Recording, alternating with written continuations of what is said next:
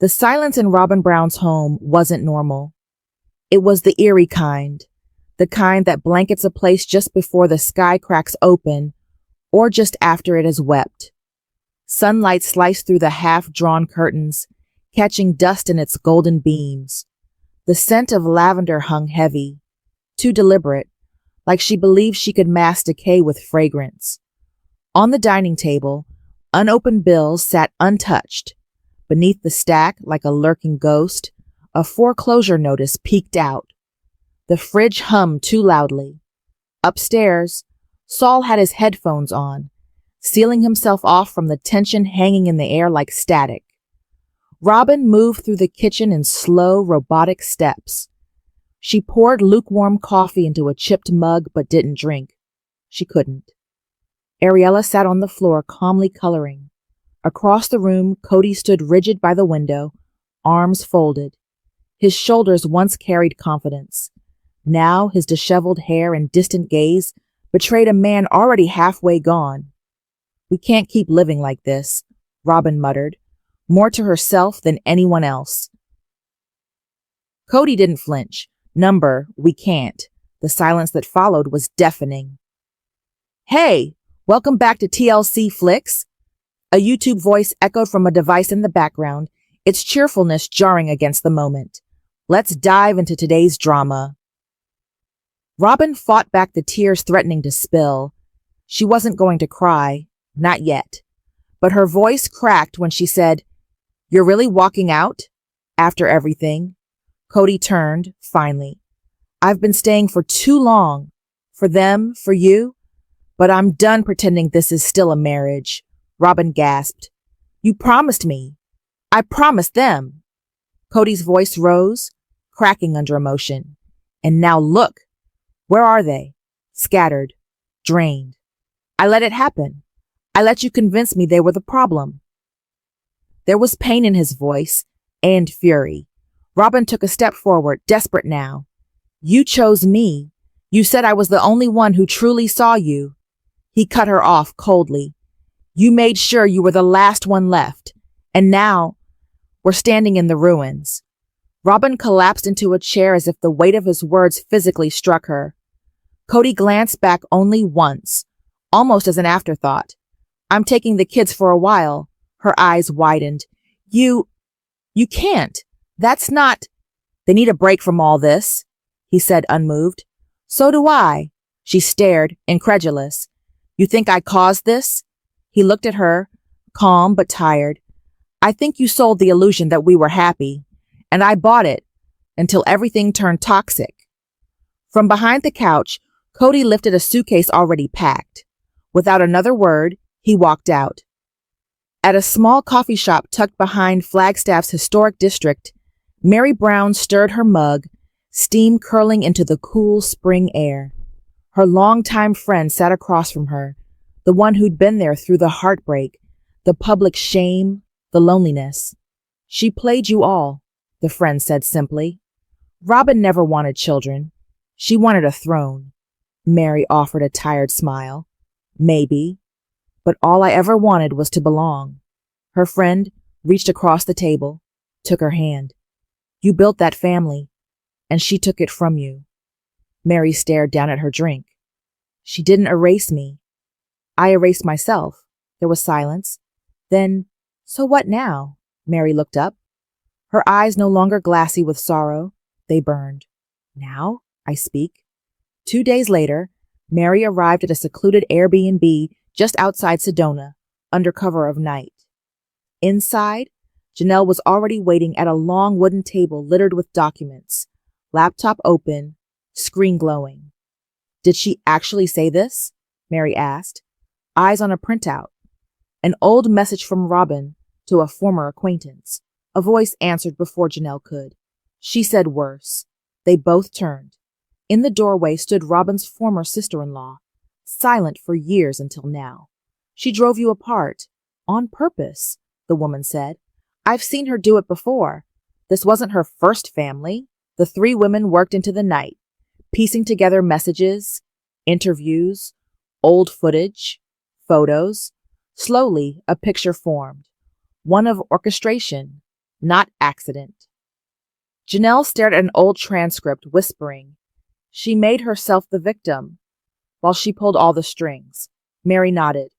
This isn't just heartbreak, this is visibility. From an objective standpoint, it's clear that Robyn Brown often takes the fall, both in public and within the family, for dynamics that aren't solely her doing. Though she may occasionally lean into a victim role for Kody's benefit, the scrutiny she receives from sister wives, viewers, and family alike goes far beyond that. She's frequently held accountable for Kody's decisions, despite the fact that much of the public still sees her as a victim.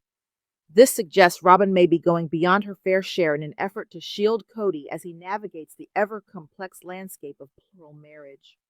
Kody Brown, the patriarch of sister wives, has always taken pride in his appearance, particularly his hair. Currently sporting chin-length golden curls, Kody's mane appears fuller. To ignore. His fixation on his hair has only intensified across 14 years and 19 seasons, with some fans criticizing his choice to invest in hair extensions during financially challenging times for his family.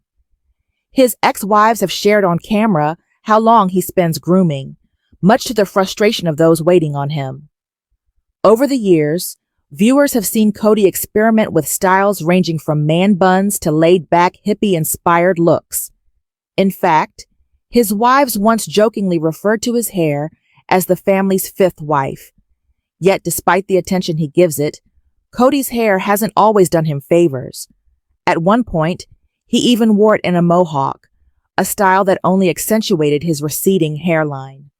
Some fans argued he would have looked better if he'd shaved his head entirely. Then there was the infamous man bun, which hid his signature curls and highlighted an uneven undercut, emphasizing his thinning temples. These choices did little to flatter his look. His naturally curly, fine, and likely low-density hair hasn't benefited from over-styling or frequent blow-drying. In fact, his frizzier appearances seem to come from a mix of poor technique and unsuitable products. At one time, Kody even straightened his hair to resemble country singer Keith Urban, a style that ended up closely mirroring Meri's haircut, turning their date into a comedic moment rather than a romantic one. Eventually, with the help of his wives, Kody embraced his curls.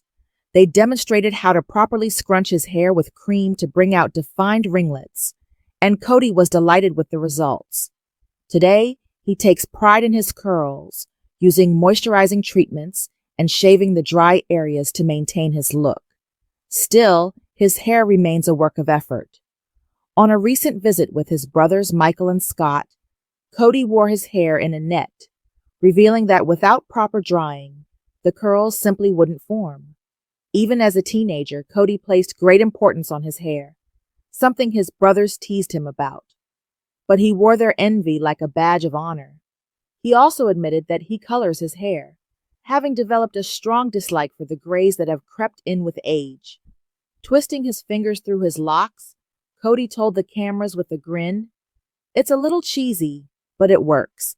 Meanwhile, Janelle Brown, another key figure in Sister Wives, has been undergoing a remarkable transformation. Always known for her gentle demeanor and big heart, Janelle has recently begun to glow with renewed strength and confidence. The hardships she's endured, especially the tragic loss of her son Garrison, have shaped her, but not hardened her. Instead, she's emerged as a woman grounded in grace, resilience, and self-worth. Her spiritual separation from Kody marked a turning point. Once the calm voice of reason in their dynamic, Janelle eventually stopped trying to make the relationship work. Season 19 saw her finally let go. And while fans felt deep sympathy for her, they also saw the spark of a woman rediscovering herself. The pandemic deepened the loneliness, especially for her children, Gabriel and Garrison, who felt abandoned by their father. Janelle, too, carried the burden of single parenting during that time. Losing Garrison added unimaginable grief to an already heavy load. Her story resonates with so many. Women who felt the weight of uncertainty, heartbreak, parenting struggles, and betrayal. And yet, Janelle rises, She's lost over 100 pounds, and in footage from the show, she appears radiant in a sleek black dress with a sparkling neckline. She no longer needs Kody to validate her worth. She stands strong on her own. Her plans for a home of her own in North Carolina are in motion, as is her venture, Tata Farms, a new business she's launched with her daughter Maddie. It's more than a t-shirt and flower business. It's a symbol of independence and rebirth. And perhaps, in a quiet gesture of remorse or fairness, Kody has relocated shares of the Coyote Pass property. Janelle and Meri now hold larger portions, possibly to balance past financial inequities. The land, valued at around $880,000, could become a fresh start or a nest egg. As Janelle looks toward the future, her spirit shines. Life has tested her, but instead of breaking, she's blossomed, just like Christine and Meri, who have also flourished after ending their ties with Kody. Sometimes, we must walk the darkest paths alone to find the light ahead. Janelle's journey is a reminder that heartbreak can lead to hope, and that grace can grow even in the toughest soil.